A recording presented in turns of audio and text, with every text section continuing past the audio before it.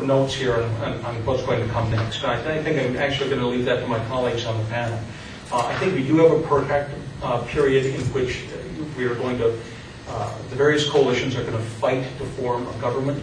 You're going to see, and I think that's already started, various coalitions cherry-picking from other coalitions to see if they can get key politicians and key parties to join them and maybe be able to form the government. There's the debatification process, which is also just a critical sort of thing. It started prior to the election, in which a number of candidates were disqualified. The people who run the commission have now indicated that they might want to disqualify some others. The big question is going to be whether this process is going to be able to rob people who have won a parliamentary election of the fruits of their victory. What effect that's going to have on Iraqi politics. But there are a couple of other wild cards as well as we go forward. And this gets kind of to where we are in U.S. policy, where Iraq stands in Middle East policy, and what we need to do going forward. First, I would submit to you that it's by no means certain that the U.S. will take an active hand to help the parties, the coalitions, and the candidates form a new government. Now, this is something that is on the minds of a lot of people in Washington. But I don't believe that Washington has decided yet what it's going to do going forward. The administration clearly has preferences regarding candidates. There are some people that they just simply don't want to see become the new prime minister. There are some forms of government that they don't want to see going forward, including a totally sectarian government. I don't think that's going to happen. We can discuss that a little bit more. It's far less clear if Washington has a strategic approach to government formation and is really willing to get in and help Iraqis make good decisions if that's necessary. And I think that's a very important consideration for Washington policymakers, because what they decide in that issue is going to be very important for our relations with Iraq and Iraq's relations with the rest of the region in the next year and beyond that. Second, when we think about that, we also have to understand that Iran is not going to be as reticent as maybe I think Washington might be in terms of its preferences. Iran is going to spend the next few months actively trying to push together the various major Shia parties to create a Shia bloc that can dominate Iraqi politics for the next several years at least. Now, when you think about Iran in the context of what it's been able to do in Iraq, I find this very interesting.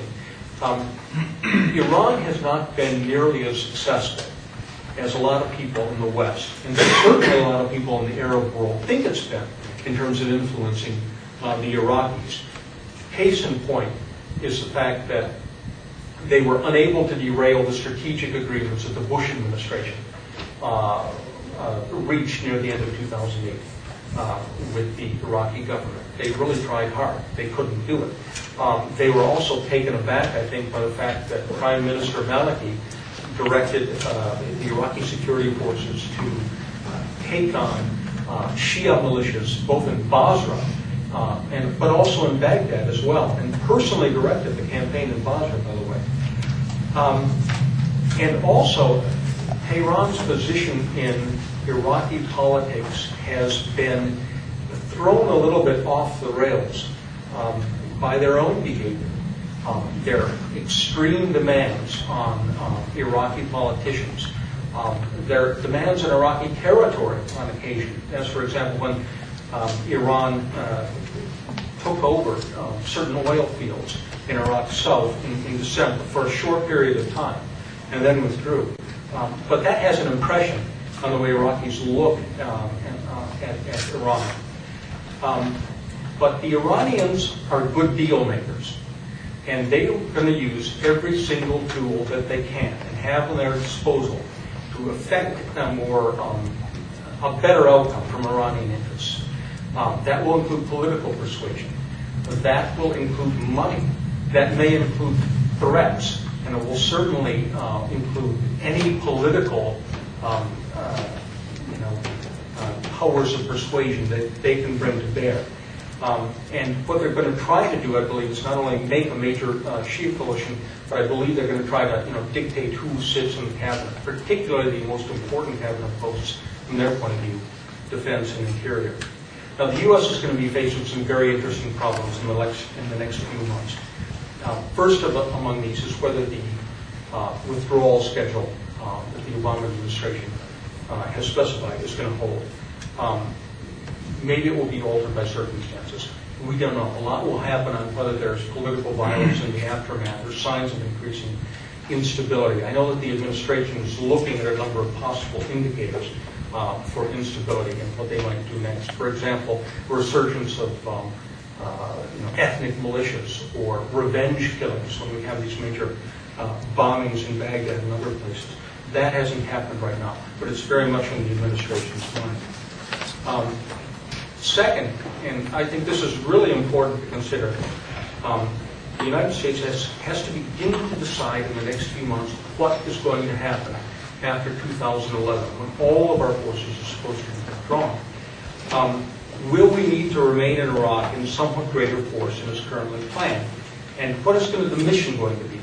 Is it going to be simply a military liaison, or is it going to be a more robust counterterrorism mission? Or is it going to extend to guaranteeing the stability of relations between the major ethnic communities, particularly the Kurds and the rest of the country? In short, are we going to be observers, or are we going to be guarantors of a stable Iraq? Both Iraq and the United States are right now kind of eyeing a possible revision of the status of forces agreement to perhaps allow for a bigger U.S. presence after 2011 than is currently envisioned. Let me just make a couple more quick points and then I'll conclude. The Arab states, they're going to have a very important role to play in Iraq's future. When I was in the administration, we tried for a very long period of time to get the Arabs on board with Iraq and to say, look, we've got a problem. Iraq has changed politically. You have to reach out to Iraq in order to bring it back into the Arab world. If you are worried about the Iranians, okay, you have to do your part. It's been very, very slow and very, very painful. And I believe that the Arabs now need to take a look at this election, and they have to do so with U.S. help, to say, we have to bring Iraq back into the Arab fold. They have to do it through closer military, diplomatic, intelligence relations, economic ties, and cultural exchanges. My contention, and I will, make this to the Arab states, is that Iraqi politics are being fundamentally reordered at this point, and now is the time for the Arabs to act. U.S. is also going to have to make some fundamental decisions. Pushing the Arabs to engage in Iraq is easy. Figuring out how Iraq fits into the broader, Persian Gulf strategy that we have envisioned is harder still. And this is important to remember. By the end of 2011, Iraq is going to have